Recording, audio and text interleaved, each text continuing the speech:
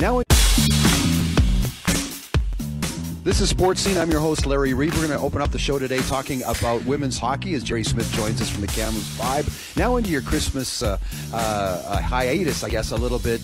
Jerry, how's the first half of the season gone for you? It's gone really well in the last few weeks. We started out kind of flat the first weekend and didn't do anything like we normally do. We ended up with 3 ties and a loss going to the coast. But since then, we've rung off 7 straight wins, and all 7 have been shutouts. Nice. So what do you attribute that to? Is it the system you're playing, or is it the players? Both. I think we weren't quite as focused as we should have been the first weekend. There was a little bit of concern about what we were going to do because we were looking for players, and we were lucky enough to have some players come out that were really good and talented. And we just refocused and put our minds to going back to work hard, and that's the result.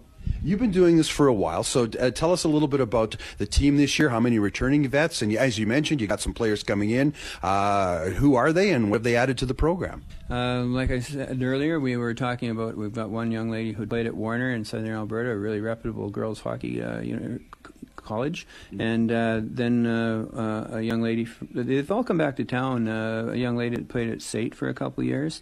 We've got one young lady that's come up to play for us from the Midget A team locally, and there's a couple others that are really interested, haven't yet come out or have come out and looked, and they're waiting to decide if they want to play. But what it is key in this league is if you've got depth on your hockey club, your first line can be as good as the other team's first line, but your second line, you don't want it to be just as good as their second line. You want it to be as good as your first line, and that's what I'm told in our league is that we are probably the team that has the 2 or 3 first lines instead of 1, 2, 3 lines, and that's why we're so competitive. It's got to work to your benefit, obviously. Oh yeah, we just take it to the other team, and we're relentless. What we'll do typically is we'll play pretty even with us in the first period, and we just start wearing them down. We get a goal here, a goal there, and then by the third period, we're all over them, and we typically outshoot most teams by 15 to 20 shots per game, and if they get through us, we've got a fantastic goaltender. So with the new players, Jerry, do you try and put them, like, say, I'm going to, for instance, if the player's a forward, do you try and play them with a couple of veterans so they get used to playing the system, sort of thing? Sometimes, but I've got some pretty set lines, so I'll actually throw the girls together and let them play as a line, and I get a chance to watch them play their individual games. Mm-hmm. And as the players come and go for any reason, from a holiday to work commitments, I'll slot them in and move them up through the lineup and challenge them with a better line every time I get a chance, and they rise to the occasion because they are skilled hockey players. And when you get that, they're just waiting for a chance to move up too.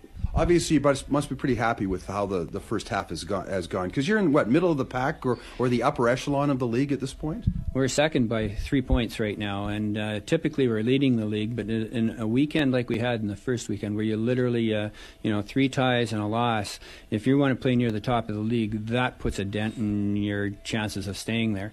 But we've really come together, and we're looking forward to the second half of the season. Every other team in the league knows we're coming, and they're anxious to play us, so we never get a game where anyone's down. They're always up for us and ready to take us on because we've won so many championships. When you played here the last time at home, you had a game on Saturday, a game on Sunday. When you go to the coast, do you play 4 games in 2 or 3 days?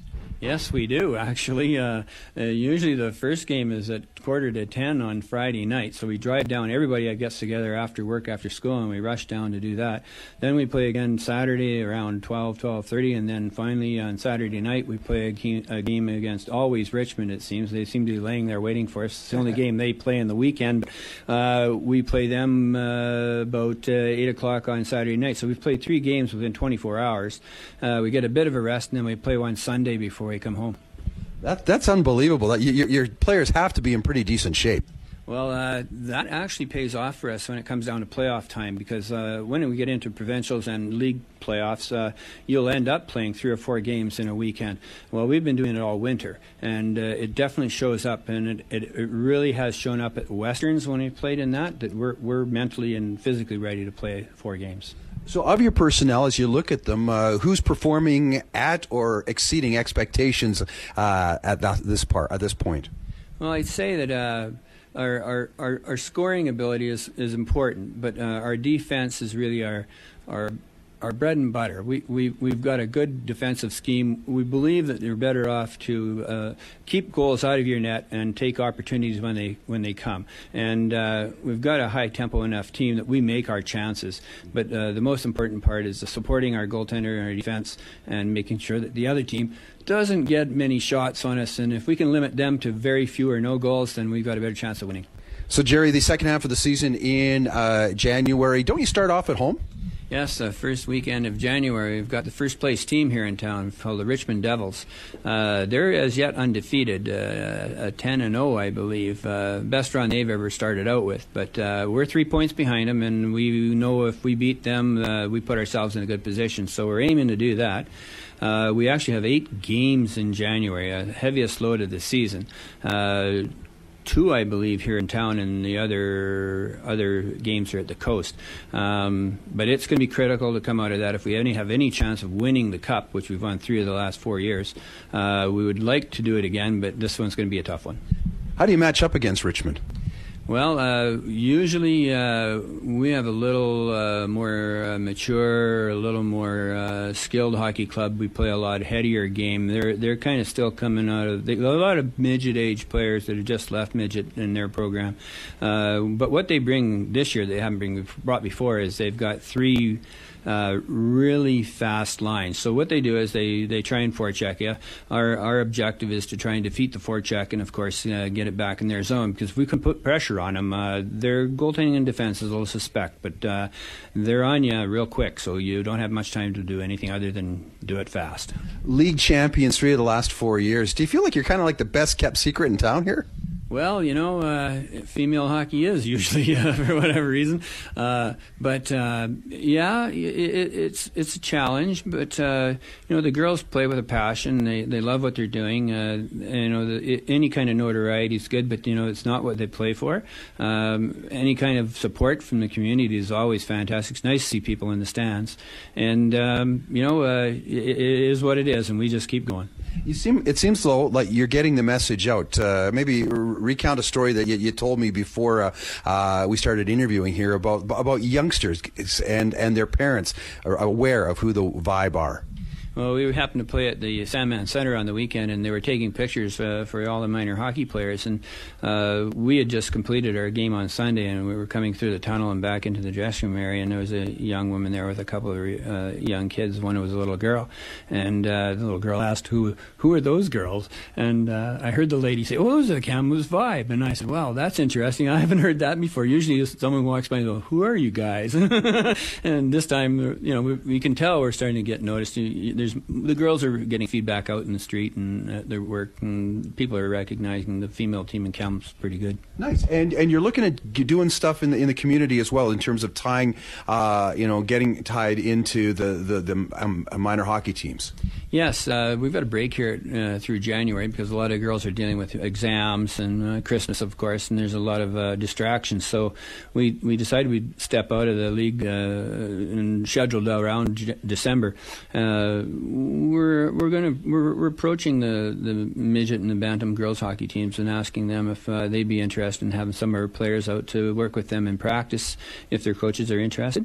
We just got recently an email from the Canucks Foundation, and they're doing a skate, as I understand, on Saturday for the autistic children and their families, and they asked our hockey team if some of our girls would be like come out to that, and I'm assuming we've sent out an email to the girls. I'm pretty sure some of them will show up there. Nice. So obviously, hopefully, because of your efforts, we're going to be able to have women's hockey continue to flourish here in the city of Kamloops. Well, we hope so. There's a lot of commitments girls have that require their time: school, work, family. There's only so many hours in the day of the week, we've got what we could call a mature hockey team now. Most of the girls are in their mid-20s. There's a few girls coming in that have been playing other places, but there's been changes. When there was a AAA team team in town from Kamloops. All the girls from that team look forward to moving up to this level. And since it's gone regional, that's kind of taken away a lot of the girls that want to play at this level. But we're always hopeful that there will be players to replace the girls that are going out the top end. A lot of these girls have played together, as you mentioned, for a number of years. So is it a blessing or a curse as a coach? Because obviously they're pretty tight, but like in any family, there must be times where the sisters don't get along. Well, they get along very well 99% of the time. The only time you see a crack in the program is when we're in a game that's really tight and perhaps somebody, it's crazy, a small miscue becomes a big deal. And it's because of their passion to win and their desire to win that they put pressure on each other, to the extent that sometimes there's a little bit of animosity between them on the bench, but it's creative. It's someone pushing the other person saying, come on, you can do better. Right. Jerry, I'm curious. The players that have come in from other programs, do they kind of help your evolution in a way as a coach? Because obviously they've worked with other people, whether it be at SAIT or Warner or whatever, and maybe they've got an added perspective that they can add to the team. Yes. Well, we've got one player who's played for the University of Toronto. We've got another girl who's playing for us this year who is playing in the league for another team. And, they have had other coaches. They do have other perspectives on the game. And we freely let that be open for them to express those. Typically in a second to third period, first period, second break, I'll ask the girls, okay, what do you see out there we can improve?